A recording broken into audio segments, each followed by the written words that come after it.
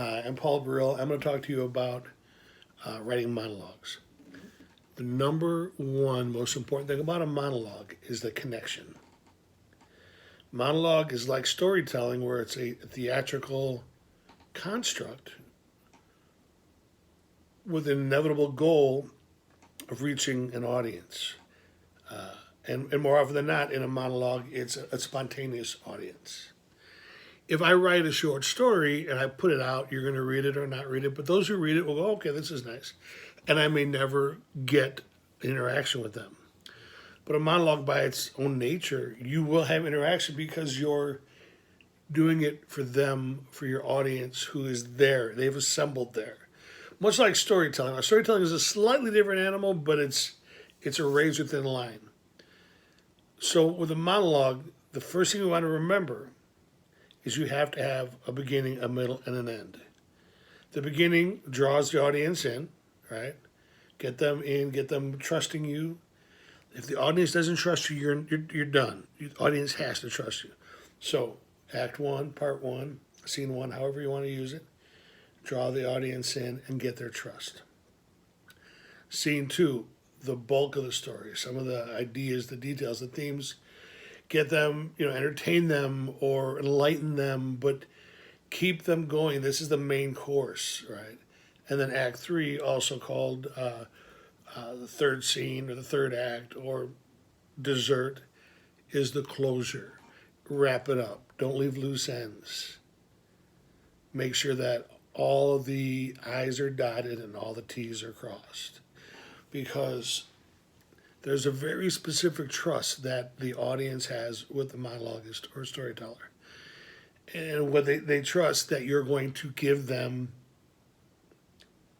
a story, a monologue, a single person sharing an image, a capsule in time. And when you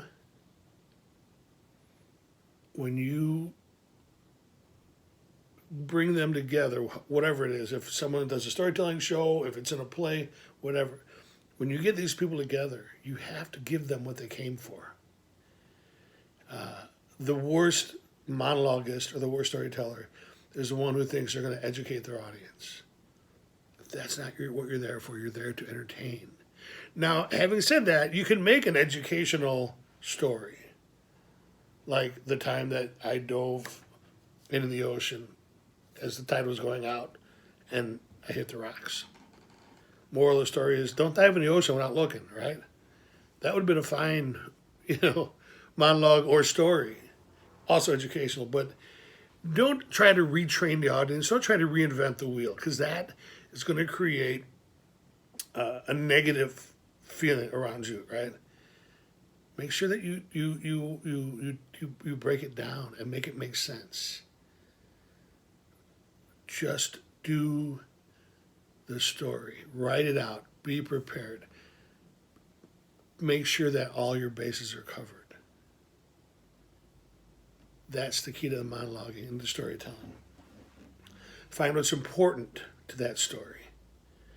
Find what you can pull out. It is better to write a 3,000 word story, monologue story that becomes a monologue, and then trim out 1,500 words than it is to show up with 3,000 words, half of which aren't necessary. The key, E.B. White will tell you, if no one else, the key is to omit needless words. That's in any writing. If you don't need the word, if it doesn't propel the story, erase it. So you write your monologue, you figure out your story, you figure out the context, the themes. And then you go through, and any words that don't propel the story, erase them, delete them. Now you have this well-crafted monologue. You're going to do multiple revisions, I promise you. I promise you, you're going to do more than one revision. I am crazy for revisions. You'll come to a point in your writing where you'll find that revising is nearly as fun as writing. So you got this thing, you got it down to 1,500 solid. You revise it, you tweak it, you test it out, you read it for your friends, you make videos and watch it back. And there comes a point when it's done. Then you begin to seek out venues to perform it. Now, I'm telling you this from experience, there are plenty of venues in Chicago where you can perform it. Some are memorization only, which means you can't bring your notes on stage.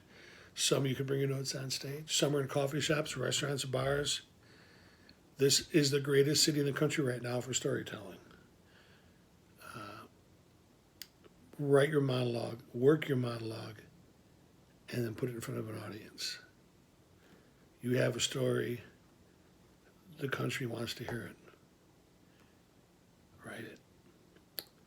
Hope I see you in the class, and stay healthy.